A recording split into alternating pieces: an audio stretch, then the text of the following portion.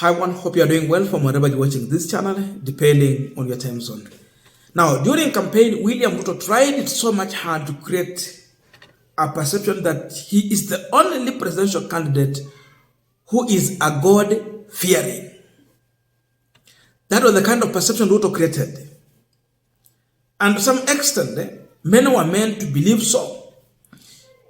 Despite the fact that there were so many bishops, priests who do not believe in William Ruto, a perception was already created that the other side, they are ungodly, they are drunkards, they don't fear God. But this other team, they are God-fearing, they are pastors. With this perception, Ruto was voted for, but we know what happened with the IBC. But above all, Ruto is yet to stop this kind of perception that he is from the church and is ordained by God. The worst for him is that now pastors, bishops, reverends, priests are now rejecting him. If you listen to their speeches, it is different. And I saw a video trending on social media where a Catholic priest decided to tell William Ruto the truth. That if you look on leaders in this country, they are reducing Kenya as if it is their own property. But according to him, Kenya belongs to God, but not to William Ruto or any individual politician. The priest has gone to an extent of telling us that we should pray so that God will give us a God-fearing leaders. He goes to an extent of warning William Ruto that you can manipulate human being, but you cannot manipulate God. That tells you that now William Ruto has gone to an extent of attempting to manipulate God. It cannot work. First of all, I want to listen to this speech shortly. It's a preaching and it's a warning. Then we're going to continue with this discussion. Kama tuangalie viongozi wetu katika nchi yetu, mnaona vile mambo inaendelea, si ndio? Mnaona vile mambo yanaendelea. They have been given an opportunity even to help people to discover their talents and to provide opportunities for people in our country. Lakini wao wenyewe wanafikiria kwamba hii nchi ni yao, si ndio? Wanafikiria kwamba hii nchi ni yao, na hii nchi wajue ya kwamba sio yao. Hiyo nchi ni ya nani? Ni ya Mungu. Na tunaona vile wanaendelea, na wanafikiria kwamba sisi ni wajinga sana, hata wakinunua mafuta, si ndio? Tunaangalia tu, we are still watching, and God is also watching from a distance. God is watching from a distance. Na Mungu ni Mungu. You can manipulate human beings, but you are not going to manipulate Mungu. Mungu mwenyewe wakati utafika kwamba atakuondosha wewe mwenyewe, kwa sababu wewe mwenyewe unaharibia wengine the opportunities in life. Unaharibia. Mimi nakumbuka vile mlikuwa excited mkichaguana, si ndio?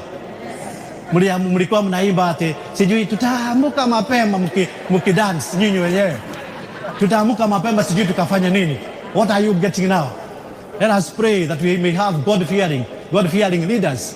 Leaders ambao wako kama huyu mama, si ndio? Ambao wataweza kufurahisha wananchi wa Kenya.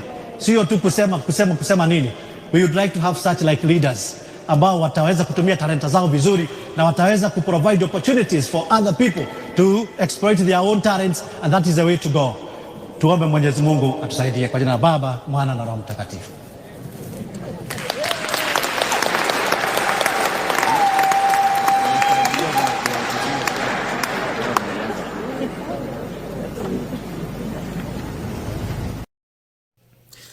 Now, as we continue with this panel discussion, but just a quick request.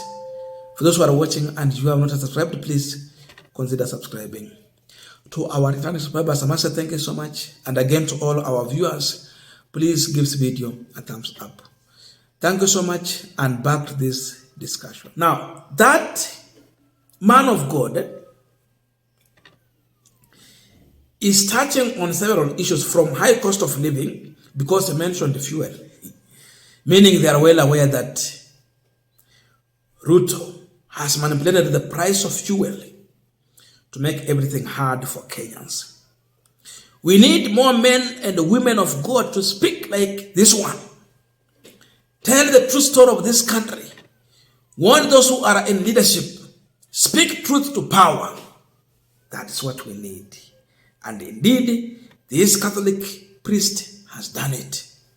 We need more imams to come out and say the truth. In that way, Ruto will know that he is alone, but not with the church, not with the Muslim, nor Christian. The message has to go clear. When I listen to this message, then I do my interpretation that let us pray so that we may have God-fearing leaders. What's the meaning of that? When we have someone in power, the priest was just diplomatic in his language, but the warning was very clear. And the interpretation is here. What he said is that William Ruto is not a God-fearing leader. He's not godly. He don't fear God. And therefore, we need a leader who is a God-fearing. This one has been confirmed in that speech. Because if Ruto was a God-fearing leader, there was no way this priest will come out and ask the congregants to pray so that God will give us a God-fearing leader. That's my interpretation. And indeed, Ruto is so. Does he fear God? Here in Kakamega, we have seen him destroying a church built on a private land. But they're just next to a state lodge, they are forcing to grab the land. We have seen Ruto evicting people in Kakamega from their houses at night. In their own land, they have valid title deed.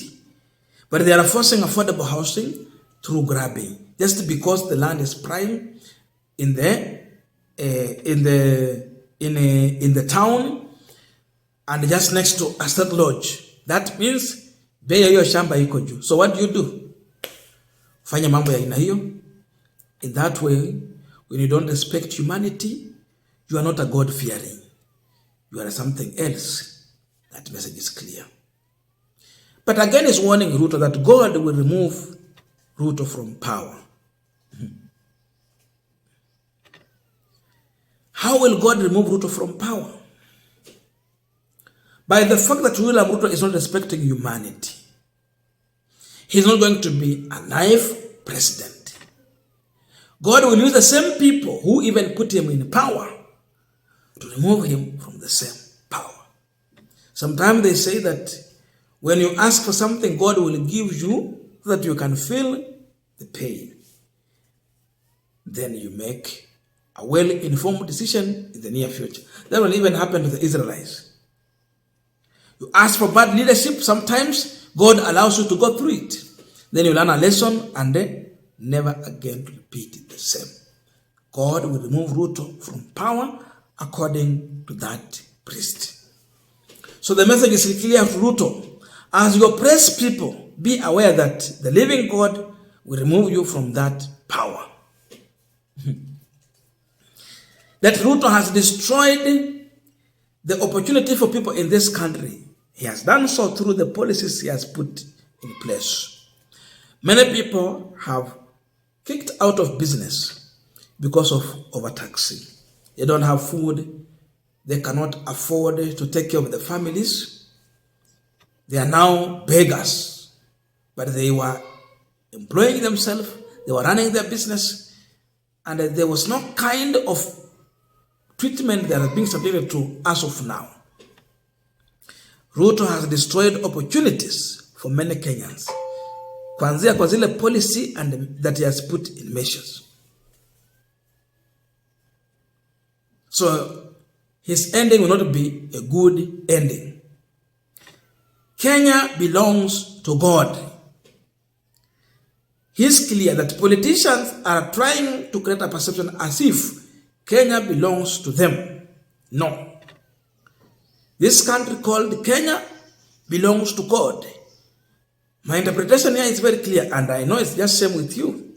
Ruto is treating Kenya, he's carrying us as if sisi ni wake, that Kenya ni yake, that Kenya belongs to him. That is Ruto. That is what he has always tried to do. But the fact is that Kenya does not belong to him.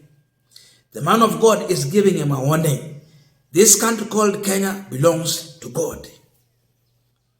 He advises himself, sometimes he come out and tell us that hakutakuwa na El Nino na El Nino inakuja. He takes us for fools. He come with the fake promises, hot air promises, fake projects, launching existing projects, lying to us live on camera. He treats us like children. We talk about children, wewe ni mwenye boma, watoto ni wako. So hapo ni kwako. Kenya sio yake. Kenya ni ya Mwenyezi Mungu. The message is clear. So we are seeing pastors coming out clear to speak truth to power. We need more men and women of God like this one to tell the true story of this country to power. I know we also have the M-Pesa bishops who always come out to defend such kind of wrong leadership in place. I don't know really, these people, if they're preaching the true gospel, call a spade a spade. Speak the truth to power. You are leading people in church, they go through same suffering, they come to church to pray, they come and cry for their suffering, then you are there and you don't say the truth. You keep on defending the leadership rather than standing with the people and airing out the people's cry. That is the problem we have been going through. But this one has said nothing but just the truth. I don't know your views, but let us meet in the comment section to continue with this discussion. Thank you so much and see you in our next video.